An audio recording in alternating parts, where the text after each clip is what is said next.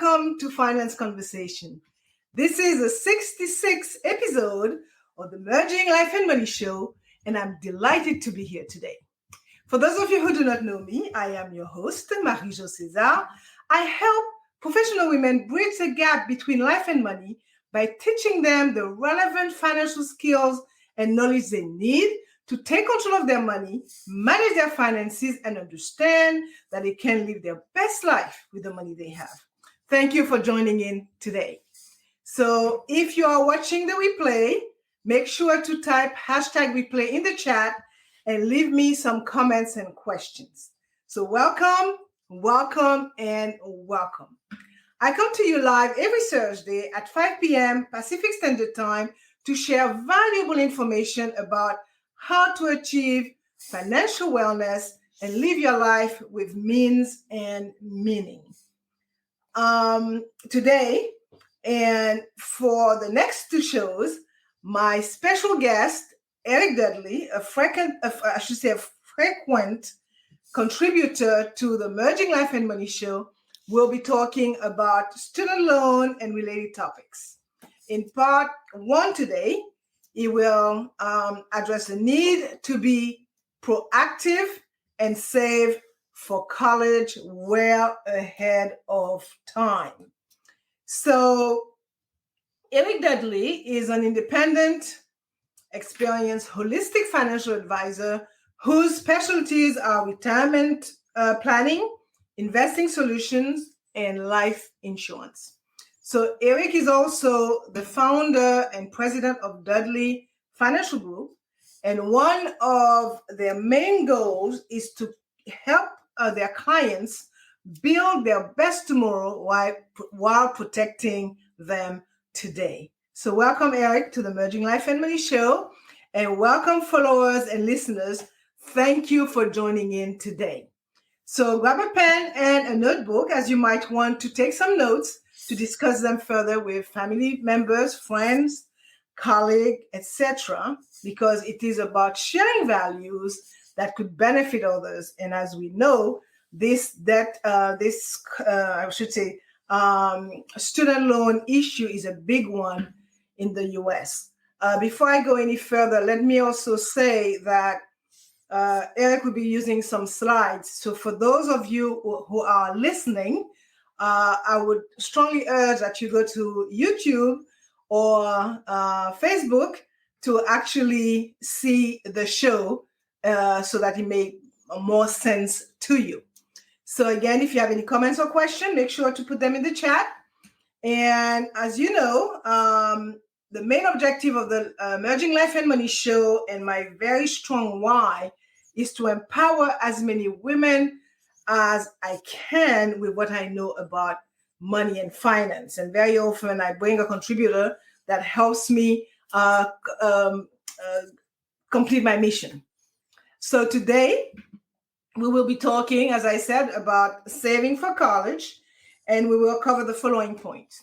Why must you save for college?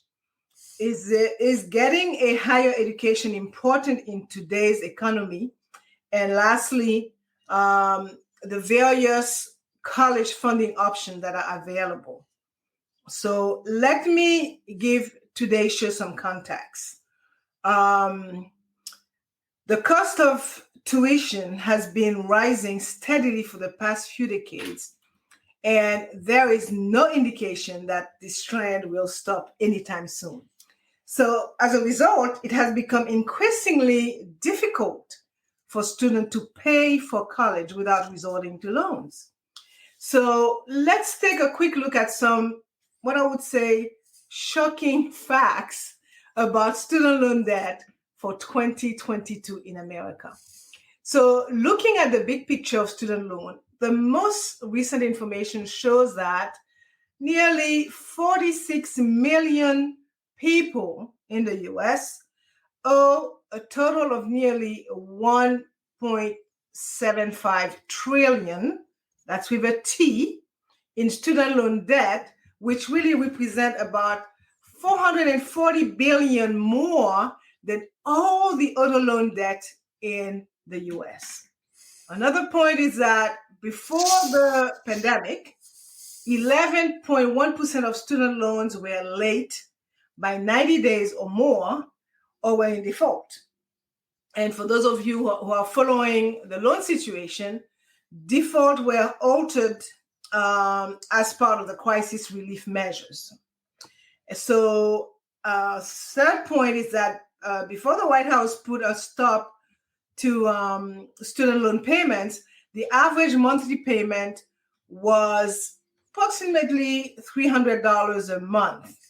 And as you may know, the suspension is in place through August 31st, 2022.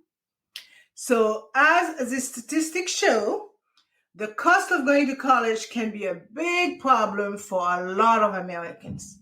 So this is why it is important, guys, to start saving for college as early as possible. So, Eric, tell us more about why is it super important to save for college? Well, hey, thanks for having me on again, MJ. I'm really happy to be here and talk about college savings. It's something that I thought of as a good topic because I have a 13-year-old son. I need to be thinking about college savings for him, frankly. So anything that's in my life, I start thinking, oh, it's probably important for other people too. So it's always a good idea to start saving for things that you know you're going to have to buy in the future. You need to try, if you can, to start saving as early as possible for anything like that, because, of course, the earlier you start, the more you get the compounding interest. That's always such a big help. So college savings definitely is that, because college, of course, is extremely expensive, and it's gotten more and more so all the time. And not only that, it's extremely important. And really, that's what we're going to be talking about today in the show: how expensive it is and how important it is. Right. So just some stats that we want to go over. As you can see on this chart, tuition today is so expensive. I mean, it is now going to cost a person who's just in a public school $17,000, almost $20,000 a year for public school. If you go to a 4-year school, a $25,000 bill per year, that's $100,000. I mean, I remember it wasn't that long ago you could buy a house for $100,000. Yep. So now a 4-year education costs $100,000, and that's, of course, assuming that your child finishes in 4 years. That's not always guaranteed. Plus, then you start looking at other things. Out-of-state tuition is way more expensive in private schools, even more expensive. And, you pay for those private schools because they're going to give sometimes better education and hopefully open some more doors. So, hey, you're thinking to yourself, what can I do for my child to have, set them up to win in life? Mm-hmm. You want to send them to school. You want to send them to a good school. Well, it's going to cost a lot of money to do that. So it's a great opportunity to start thinking, hey, how can I save for that? How can I be prepared? I know I just had a relatives visit, and one of them was lucky enough to have a son that qualified to go to Princeton. And that was fantastic. He got to Princeton, he went there, he did great. He got a fantastic, job as soon as he graduated, and he's doing great now because that education paid off.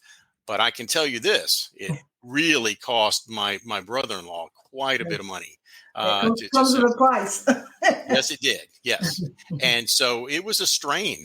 And, so you need to be prepared, because who knows, maybe you'll have an overachiever that's going to make you pay for Ivy League prices. It's a blessing and a curse at the same time. Yeah. Totally. Well, I totally get that. And it is not getting any cheaper. A lot of things have changed since the pandemic. A lot of thoughts are being tossed around, and which takes me to point number 2. And I would start by saying that there are many benefits to having a college degree, as you said just now, both in terms of your career, and your personal life, right? So a college education can open up doors that would otherwise be closed to you. Also, it can help. It could help you earn, I would say, more money over the course of your lifetime, right? Additionally, studies have shown that people with college degrees are more likely to be happy and fulfilled in their personal life. Okay, that's what studies say. But conversely, to me, in my opinion, it depends on what you want to become. Okay, what professional path you choose as well. So you might not need a college degree. So in fact, just before jumping in for the show, I was looking at my LinkedIn feed, and I read an interesting article on titled "How to Pursue Career Without a College Degree." That's what it was. So at the end of the day, anywhere is a good place to start, right? And work your way up. That's the way it is. Doesn't matter with a degree or without a degree. Very often you have to work your way up. And it only takes being accessible, and I would say working hard and being dedicated, most of all. And after that, how far you want to go depends on your idea of success. So Eric, tell us more about what I would say the pros and cons of having a higher education nowadays. Oh yeah, sure. You know what you just said is so true. You don't have to have a college degree to do well. I live in a part of Florida that is it's in Venice, Florida, and Venice, Florida is one of the biggest retirement communities in America. It's a fantastic place to retire. People love it, and because of that, there are tons of people who are my age or even younger. You know, a lot younger. Every year they seem to get younger.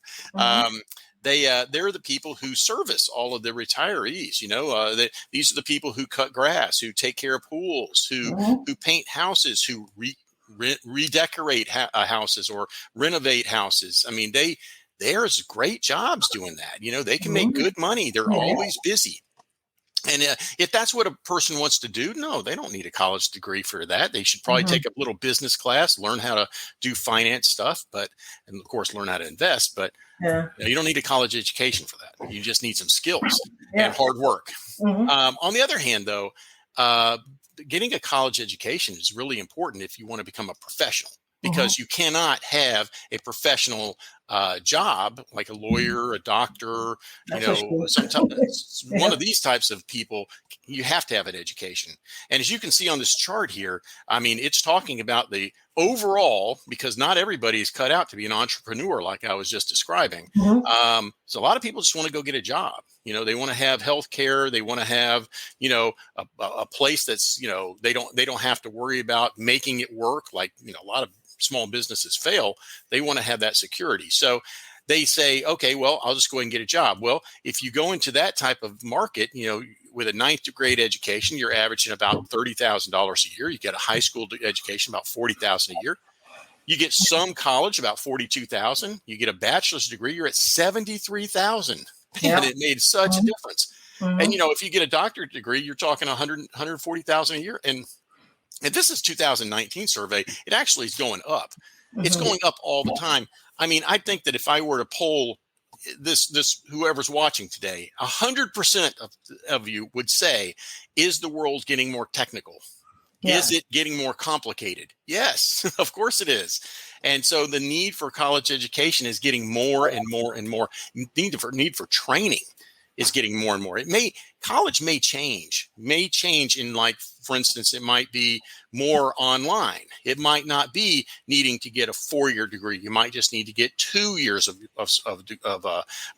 you know, post high school training. You might need 1 year, whatever it is.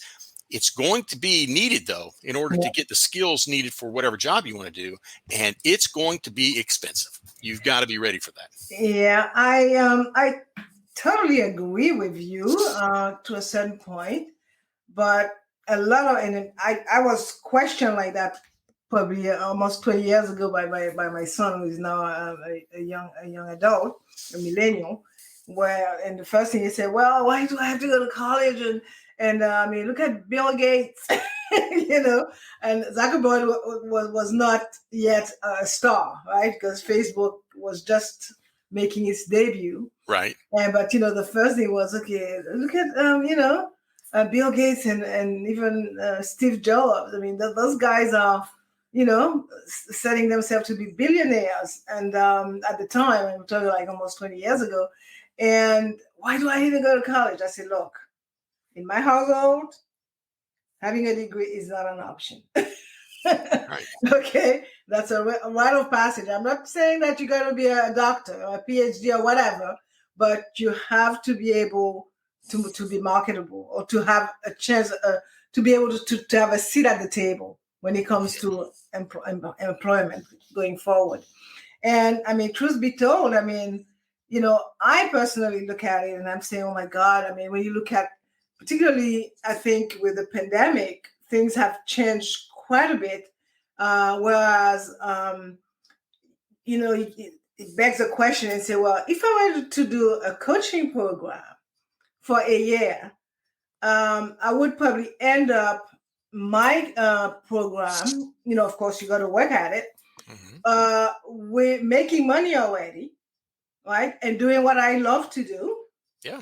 And without necessarily costing as much as it costs to get a degree. And when you end up with a traditional degree, you kind of have the mortgage without the house around your neck, and you don't have employment secured.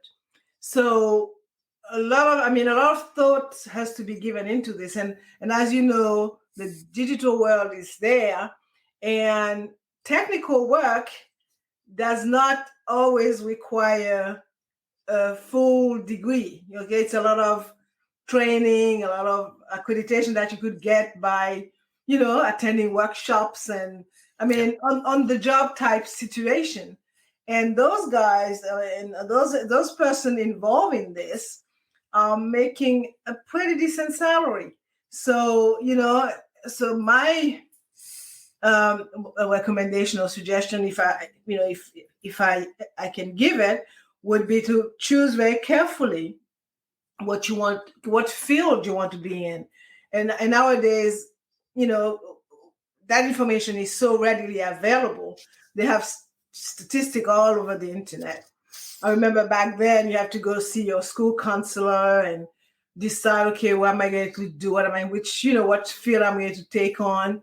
Or, you had the kind of the parents that said, okay, well, look, I want you to be a lawyer. So whether or not you like it, that's where you're going, and I'm paying. All right. So, and those people a lot of them now are probably, professional, yes, but probably not even practicing or doing what they, went to college for. And they are probably in their late 30s, early 40s, still paying back that student loan. Yeah. Okay. So we have to give that a lot of thought, which brings me to our final point for the day, which is the various option as regards to college funding. And as you well explained, there are many different types of college funding available to students. So tell me, Eric, can you tell us what they are, first of all, and the best way to find out what type of funding one may be eligible for? Okay. Yeah, sure. There are a lot of them. Okay. Lots and lots, like you said. And so what we're going to do today is we're just going to do a general covering of the ones that are available. Just going to say what they are. Next week, the plan is we're going to go over the advantages and disadvantages and what each one of them are in more detail. And then the next week after that, we're going to talk about how to plan for college so that your kid can get into the right school, and to make sure that your kid is prepared for college so they have success. and also financially that they can go after what is the first ones that is on my list, the grants and scholarships. Because what's the best way to fund college? With other people's money. That's right. So, hey, grants and scholarships. So that's number one. If you want to fund school, grants and scholarships the best way. Okay, let them get in there. Earn it because of their great academic success in high school, or maybe athletic, or whatever reason. If you can get a grant and scholarship, that is definitely the best way. The second one that I'm going to cover is loans. Ooh, nobody wants those things, but sometimes it is very necessary, because if you can't pay for it now, you don't want to wait until you're 28, 29 to be going to college. A lot of times people are busy with life by then. Whenever you're a kid, you're 18, 19, get it over with, get your college education done. You're good. Okay. The next one is, I got prepaid loans. Prepaid loans. People now are it's very popular to say, okay, yeah, I'm going to pay in today's price. I'm going to pay for college so that 20 years from now, or whenever your kid goes to school, it'll be more expensive then, but I'll have already paid at a cheaper price.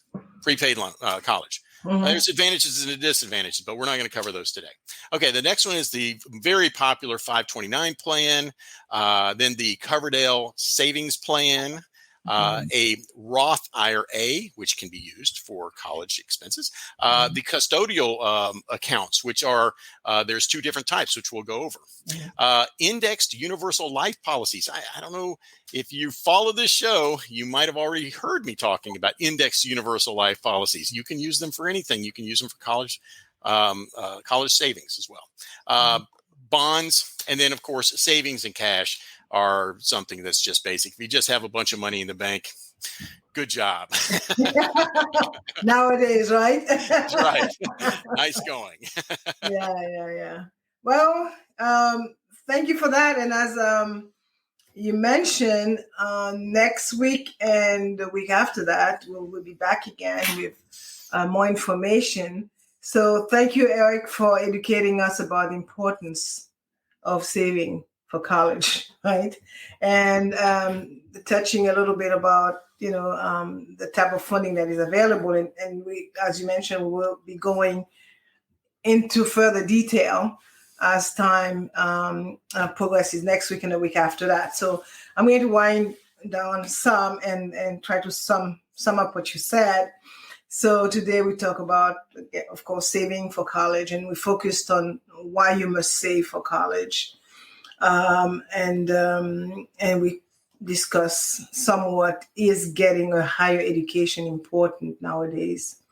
And lastly, you kind of gave us a list of the available funding options for college.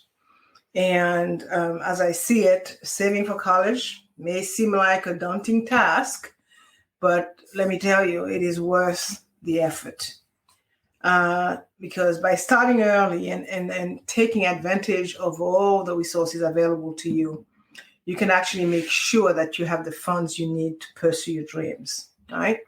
So I will also add the importance of college education is evident in today's job market, no question about it, right? And in order to be competitive, many employers require applicants to have at least a bachelor's degree, That's a rite of passage. Even if a job does not require higher education, workers with a college degree, as you mentioned, earn on average 26% more than those without one, right? And with the rising cost of tuition, however, many students and their families are wondering if a college education is worth the investment. So while the cost of tuition has increased significantly in recent years, the long-term benefit of a college degree still outweigh the cost, right? So in addition to earning potential, studies have shown that college graduates are more likely to be employed and are less likely to experience periods of unemployment. And they are also more likely to have health insurance and retirement savings. And for these reasons, in my opinion, it is clear that getting a higher education is still important in today's world. Okay. So my last words today would be, well, college can be expensive, right? So it is important to start saving as early as possible. So if you don't have a plan in place yet, now is the time to start thinking about how you can save for your kids' future and even your own future, right? So contact Eric.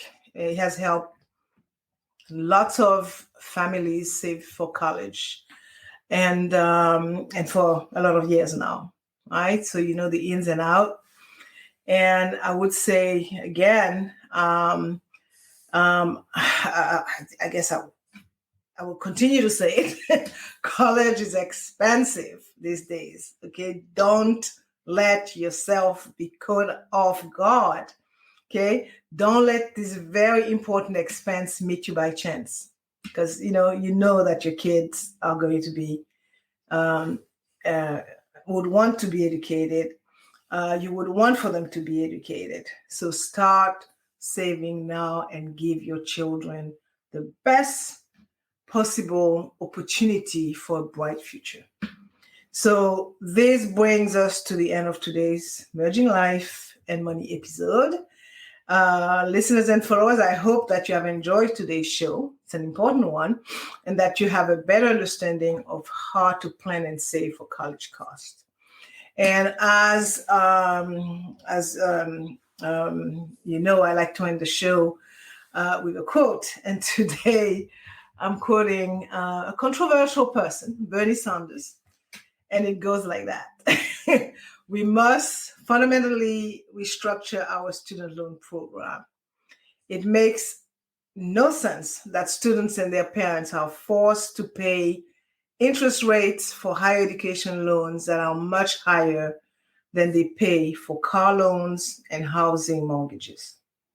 Okay. And as you know, Bernie Sanders is an American politician and activist, and he is also a current senator from Vermont, I think. So thank you, Eric, for your awesome contribution to the show today. We will meet again next week for part 2 of our series on student loan. Thanks again for your contribution to the show. I am going to show your banner there if anyone wanted to contact you to at least am I showing the white banner? Yeah. To get some conversation going, please, I would urge you to do so, because that is something just like your retirement that you got to plan. And although some people say that, okay, make sure that you save for your retirement early, to me, it's the same, or it's very similar, whilst to me the subtle difference is that your kid may stand a chance to get a scholarship for school, but you will not get one for retirement. But if you plan everything, as part of your financial picture, you will be, in a good position to be able to do the two. Okay.